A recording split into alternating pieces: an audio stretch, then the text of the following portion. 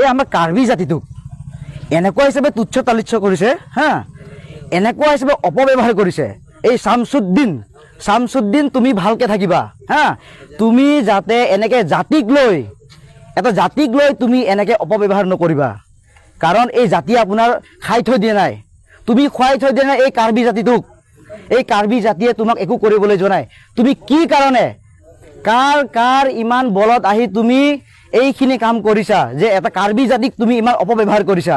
তোমাক সকীয়াই দিছোঁ যে তুমি অতি সোনকালে তুমি চেলেঞ্জাৰ হোৱা, নহ'লে তোমাৰ ঘৰৰ পৰা আৰক্ষীয়ে কিন্তু চোচৰাই আনিব। অশ্লীল ভাষা একদম ব্যৱহাৰ, মানে এনেকুৱা শুনিব নোৱাৰা ব্যৱহাৰ তেওঁ কৰিছে। আপোনাৰ যোৱা 20 তাৰিখ হয়তো আমি ভিডিঅ'টো পাইছিলোঁ। তাৰপিছত আমি বহুত দিন ধৰি চালোঁ যে কি হৈছে হোৱা নাই বস্তুটো, যে মানুহজন ক'ৰ হয় কি হয় আমি